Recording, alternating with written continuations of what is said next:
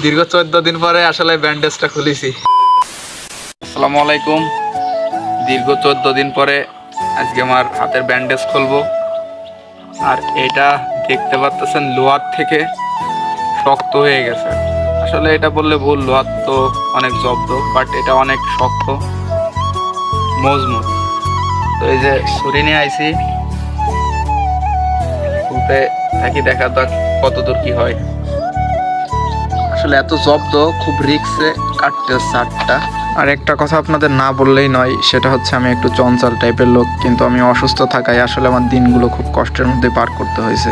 তো বলে বোঝাইতে পারবো না এত কষ্ট আমি অনুভব করছি, এতটা ফিল করছি কষ্ট। আর একটা কথা বলতে চাই আপনাদের, ব্যান্ডেজ খুলতে খুলতে, সুস্থতা আসলে আল্লাহর কত বড় নিয়ামত, যে সুস্থ আছে সেই শুধু জানে। তো দীর্ঘ 14 দিন আমি একটি ভোগান্তিতে ছিলাম, আমি জানি সেটা মাত্র। আসলে ওই ছুরিতে কাটা গেল না, অনেক জব্দ। অন্য টেকনিক কাজে লাগাই, দেখি অবস্থা হয়। আর যেহেতু আমি অসুস্থ লোক, তো একা আমার দ্বারা করা সম্ভব হচ্ছে না। এর জন্য আমার মাও চলে আসছে আমাকে সহযোগিতা করার জন্য। আর মা এসে তার সহযোগিতার হাত বাড়াই দিছে। আর মার হাত বাড়ানো মানেই তো সবকিছু সমাধান, দেখতেই পারতেছেন এক কথায়। তো আপনারা বলতে পারেন অনেকেই যে আমার হাত ব্যান্ডেজ খুলতেছি, ডাক্তার দেখাইলাম কিনা। আর গতকালকে আমি ডাক্তার দেখাই আসছি এবং এক্সরেও করছি। তো আলহামদুলিল্লাহ আপনাদের দোয়ায় হাতটা পুরোপুরি সুস্থ না হলেও হাড়ের কিছুটা অংশ জোড়া লেগে গেছে। তো ডাক্তার বলতেছে আপনি চাইলে হাতটা খুলে ফেলতে পারেন। তো কালকের আর হসপিটাল থেকে খোলা হয় নাই।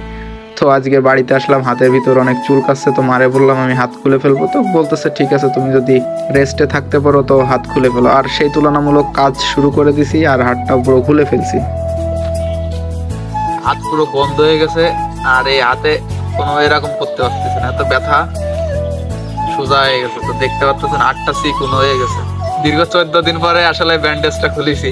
তো হাতের অবস্থা দেখতে পাচ্ছেন যে হাতে আসলে কোনো বল নাই, মানে এরকম করতে পারতেছি না, হাত এরকম এতটুকু, এর বেশি আর হচ্ছে না।